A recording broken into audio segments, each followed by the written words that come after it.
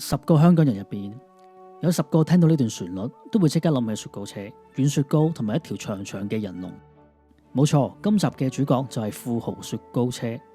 富豪雪糕車喺香港已經有50幾年嘅歷史，好多人都會以為佢係香港嘅原創牌子，但係其實佢係嚟自美國，仲同英國有唔少嘅淵源。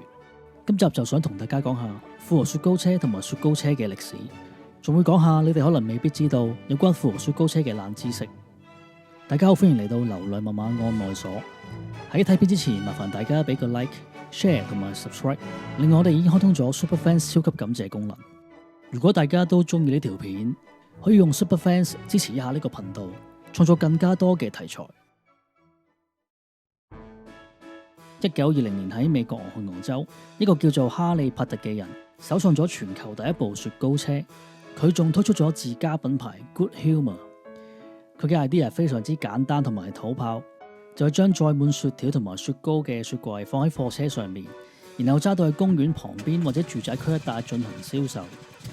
哈利仲諗到一個必殺技，並唔係喺街邊大叫埋嚟睇埋嚟揀，而係喺部雪糕車出邊播放不斷重複嘅音樂，用嚟吸引小朋友同埋佢哋阿媽老豆嘅注意。佢呢一招好成功，幫佢做到唔少生意。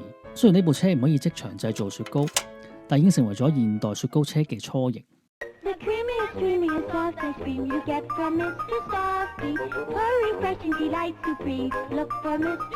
到咗1956年，美國費城有2位嚟自愛爾蘭嘅兄弟，佢哋開咗間全新嘅雪糕公司，叫做 Mr. Softee， 從此就改寫咗雪糕車嘅歷史。佢哋喺車上邊安裝咗雪糕機，可以即場製造軟雪糕。佢哋都同樣用翻哈利嘅必殺技，就係一路播音樂一路賣雪糕，令到街坊喺老遠已經聽到音樂聲，知道雪糕車又嚟咗啦。呢一種一邊播音樂一邊即場製造雪糕嘅模式，好快就傳到去成個美國。直到今日 ，Mr. Softee 依然係美國最大嘅軟雪糕品牌。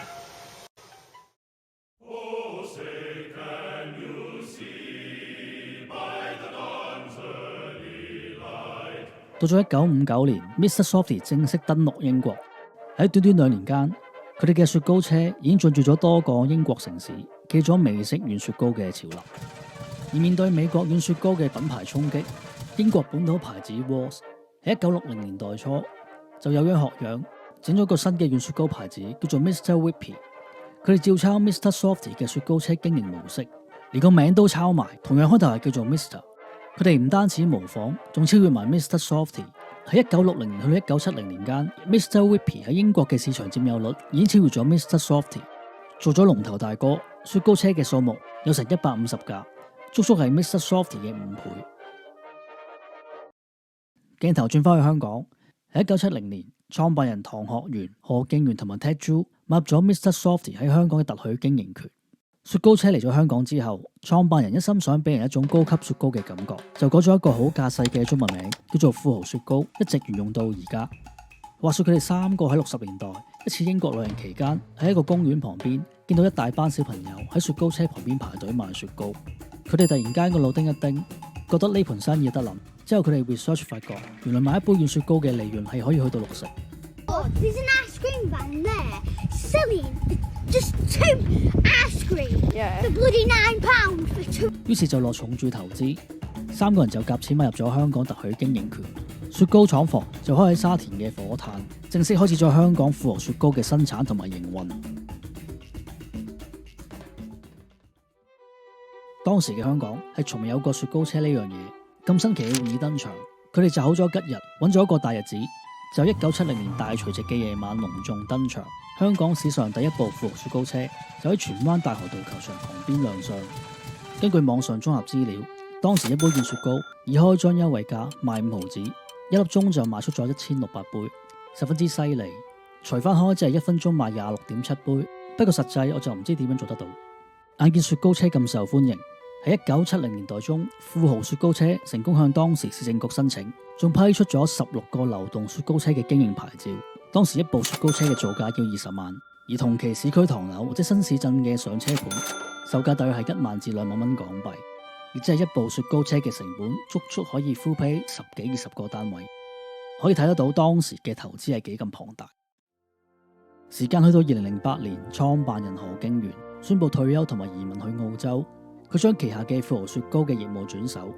另一方面，喺2010年 Mr. Softee 嘅美國總公司收翻富豪雪糕喺香港嘅特許經營權。富豪雪糕嘅英文名亦都由原來嘅 Mr. Softee 改做 Mobile Softee， 繼續本地經營。你哋有冇留意到佢哋嘅軟雪糕只係得雲呢拿味呢？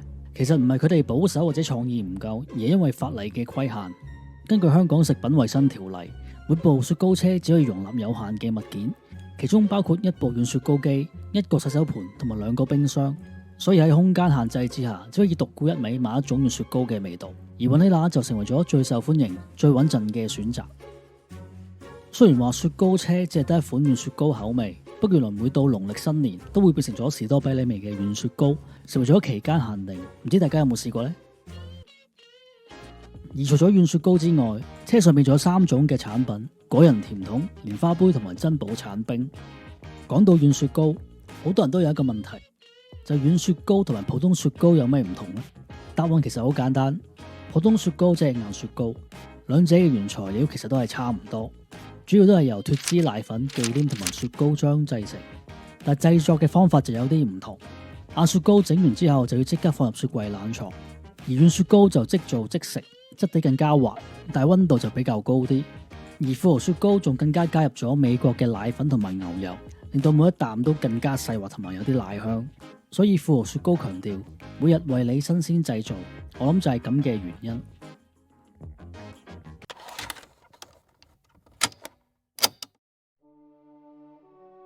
富豪雪糕車最令人印象深刻，除咗雪糕之外，仲有佢嗰段熟口熟面嘅音樂《藍色多瑙河》。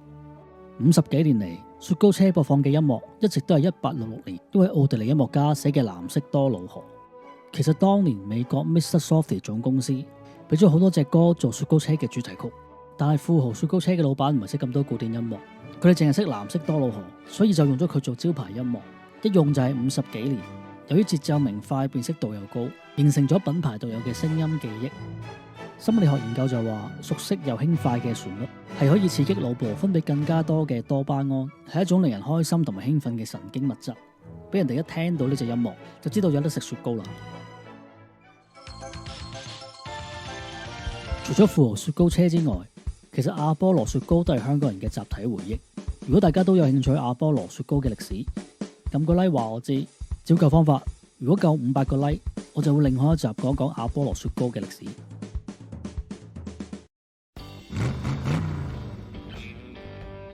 原來一支富豪雪糕嘅標準份量只係得2圈半，係根據成本效益、機器設定同埋空氣打發嘅比例計出嚟嘅黃金數字。雪糕車仲可以出租，時租大約係3000蚊1小時。package 除包咗大約200杯嘅軟雪糕，計落一啲都唔貴。雪糕車嘅車身同埋雪糕桶嘅包裝，原來可以用嚟賣廣告做流動宣傳工具。富豪雪糕喺2017年曾經同日本生活品牌 Crossover 推出咗一系列嘅精品文具，喺 Lock On 上架，包括咗雪糕車模型、貼紙、文具盒、記事簿。fans 可以將富豪雪糕放喺屋企或者公司嘅台頭。直到今日，市面上只係剩翻14部富豪雪糕車，唔係因為生意唔好，而係因為政策嘅問題。1978年之後，政府就停止發出咗新嘅流動小販牌照。呢類牌照係屬於非轉讓、非繼承，唔可以轉移到其他車輛嘅類別，即係自然淘汰，玩完就冇。所以趁富豪雪糕被淘汰之前，要快啲食多啲啦。半世紀以嚟，藍色多瑙河依然陪伴住富豪雪糕車。雖然雪糕車好冰凍，但同時又會為好多人帶嚟溫馨嘅回憶。你又記唔記得上次食富豪雪糕係幾耐之前嘅事呢？離開之前，麻煩大家俾個 like 同埋 subscribe， 夠500個 like， 我會另開一集講講阿波羅雪糕嘅歷史。下次再見，拜拜。